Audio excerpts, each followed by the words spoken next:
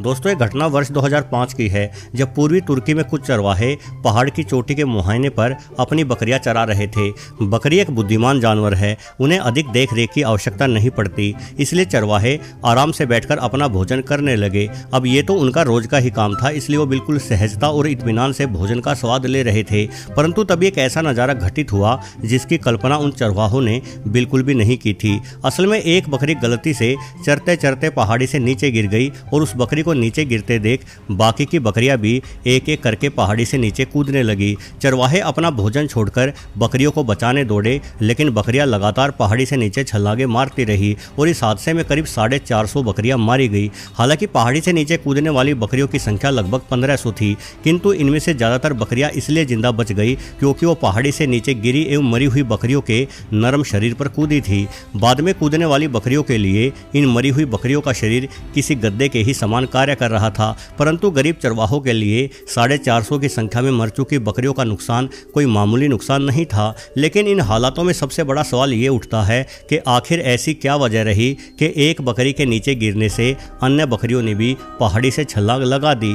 जानवरों के विशेषज्ञ इस बारे में बताते हैं कि बकरी असल में एक अति सामाजिक प्राणी है। ये हमेशा एक दूसरे के साथ ही रहना पसंद करती हैं और ये बिना अपने सामने देखे गर्दन झुकाए चुपचाप एक दूसरे के पीछे लाइन बनाकर चलती रहती हैं। बकरियों की सादत का इंसानों को काफ़ी फायदा भी है, क्योंकि इनकी सादत के कारण सिर्फ कुछ चरवाहे ही हजारों बकरियों को नियंत्रित कर लेते हैं। लेकिन ये आदत कई बार बकरियों के लिए जानलेवा भी सिद्ध होती है। तुर्की की उस घटना में उस रोज यही हुआ था। एक बकरी के पहाड़ी से नीचे गिरने पर बाकी की बकरियां भी उस गिरने वाली बकरी का पीछा करते हुए पहाड़ी से नीचे कूद गई। एक दूसरे का पीछा करती इन बकरियों को पता ही नहीं चला कि कब उनके पैरों के नीचे से जमीन गायब हो गई। दरअसल इस घटना का कारण जानवरों का शाकाहारी और मुख्य रूप से घासखोर होना भी है। घास खाने वाले जानवरों को लगातार नीचे देखते हुए अपना भोजन जुटाना पड़ता है, इसलिए सामने के खतरों पर ध्यान नहीं देते और घास चबाते हुए एक दूसरे के पीछे पीछे चलते रहते हैं। इस तरह से घासखोर जानवरों के एक दूसरे के पीछे चलते हुए पहाड़ियों से नीचे गिरने की घटनाएं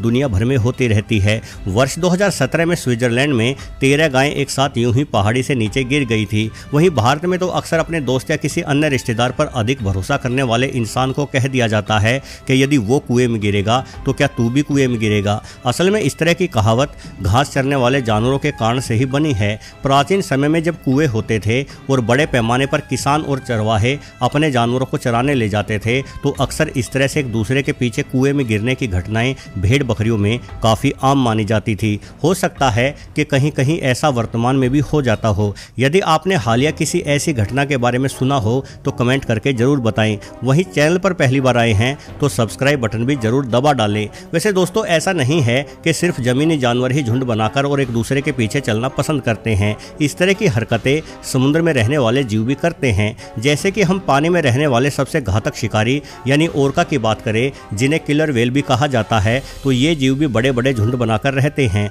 ओरका के झुंड में एक सदस्य को मुखिया मान लिया जाता है और बाकी की ओरका इस मुखिया के पीछे पीछे ही दिमाग बंद करके तैरती रहती है। इसलिए मुखिया का समझदार होना आवश्यक है, परंतु कई बार मुखिया बेवकूफ़ाना हरकत भी कर देते हैं, जिसका खामियाजा बाकी की ओरकाज को भी भुगतना पड़ता है। अक्सर देखा गया है कि शिकार करते हुए जब मुखिया ओरका समुद्र तट के किनारे उथले पानी में फंस जाती है, तो उस मुखिया का पीछा करते हुए पूरा का पूरा झुंड भी किनारे की ओर खिंचा चला आता है और कोई मदद ना मिलने के कारण अंत में सभी ओरकाज मारी जाती है। भला हो इन इंसानों का जो इस तरह से फंसी हुई ओरका को किसी तरह से धकाते हुए वापस गहरे पानी में पहुंचा रहे हैं। वैसे ओरका के बारे में अनोखी बात यह है कि ये जीव सिर्फ समुद्र का ही नहीं बल्कि हमारी पूरी पृथ्वी का सबसे घातक शिकारी है, जो बड़ी व्हेल्स को भी मार डालता है। परंतु घातक शिकारी होने के बावजूद भी ओरका इंसानों के साथ बड़ा ही दोस्ताना व्यवहार करती है। कभी भी कोई ओरका इंसानों पर हमला नहीं करती, बल्कि इंसानों के साथ तो इन्हें खेलना पसंद है।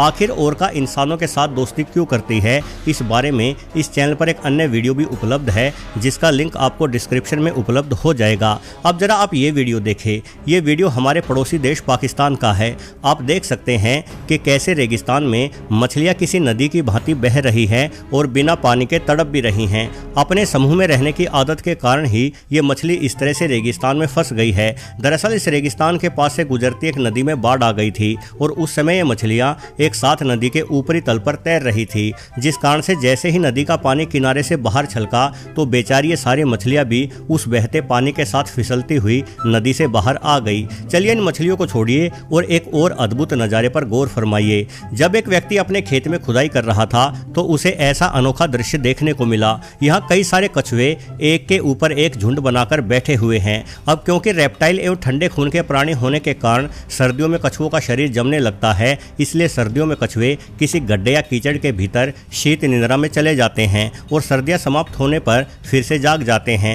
कुछ नस्लों के कछुए इस तरह से मिलकर एक साथ भी शीत निद्रा में जाते हैं, क्योंकि ऐसा करने से इन्हें एक दूसरे के शरीर की गर्मी मिलती रहती है। हालांकि कीचड़ के भीतर गहरी नींद में गए इन कछुओं के लिए कई बार मुसीबत खड़ी हो जाती है, क्योंकि शुष्क मौसम में ये कीचड़ जमकर कठोर हो जाता है। ऐसे में ये बेचारे गर्मी शुरू होने पर भी इस कीचड़ से बाहर नहीं निकल पाते और कीचड़ में ही दम घुटने के कारण मारे जाते हैं। वहीं यदि आर्मडिलो नामक एक अन्य जीव की बात की जाए तो वैसे तो ये जीव अक्सर अकेला ही दिखाई देता है और ये कछुओं की भांति गहरी नींद में भी नहीं जाता, परंतु आर्मडिलो को भी सर्दियां अधिक पसंद नहीं होती, इसलिए सर्दियों के मौसम का अधिकतर हिस्सा ये जीव सोकर ही बिताना पसंद करता है। आर्मडिलो एक ऐसा जीव है जिसके पास बुलेट प्रूफ कवच मौजूद है। इसका यह कवच ही इसे शिकारियों से बचाता है। कुछ रिपोर्ट्स में जिक्र मिलता है कि यह कवच इतना मजबूत है कि इस पर एक छोटे रिवॉल्वर की गोलियों का भी असर नहीं होता। जब कोई शिकारी जानवर आर्मडिलो पर हमला करता है तो ये गेंद में बदल जाता है, जिस वजह से इसका कवच इसे चारों ओर से घेर कर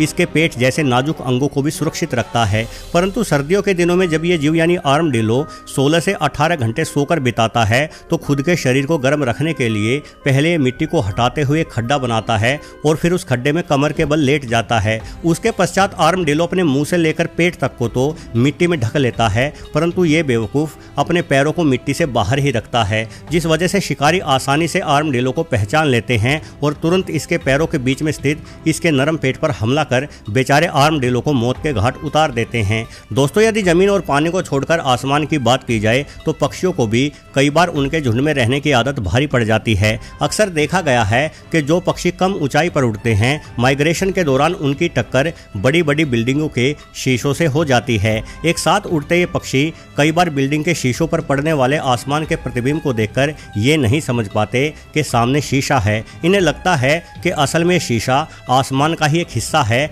और एक दूसरे के पीछे उड़ने के कारण एक साथ ही कई पक्षी इन शीशों से टकराकर मारे जाते हैं। वैसे एक दूसरे के पीछे उड़ने या चलने की आदत गलत नहीं है, बल्कि जीव जगत में ऐसा होना आवश्यक है, क्योंकि ऐसा करने से झुंड के सबसे अनुभवी सदस्य के अनुभव का फायदा सभी को मिलता है। अब भाई, जिस सदस्य को रास्तों की ज़्यादा जानकारी है उसके पीछे पीछे चलते हुए हम भी मंजिल तक पहुंच जाए तो भला क्या बुराई है। परंतु सबकी अगुवाई करने वाले उस अनुभवी सदस्य को ये भी ध्यान में रखना चाहिए कि उसके पीछे चल रहे अन्य सदस्य किसी मुसीबत में ना पड़ जाएं। जैसे कि हम पोलर बेयर्स की बात करें तो जाहिर है कि माँ भालू को इन बर्फीले रास्तों की अधिक जानकारी है, इसलिए माँ तेजी से आगे बढ़ती रहती है। परंतु ये माँ इतना ध्यान नहीं रखती कि उसके पीछे पीछे चल रहे छोटे शावकों के लिए भी ये रास्ते सुरक्षित है या नहीं। अब जैसे कई बार माँ भालू लंबी दूरी तक पानी में तैरती रहती है और माँ के पीछे पीछे उसके शावक भी पानी में तैरने लगते हैं, परंतु बेचारे शावक इतनी दूरी तक पानी में तैर नहीं पाते और थकावट के कारण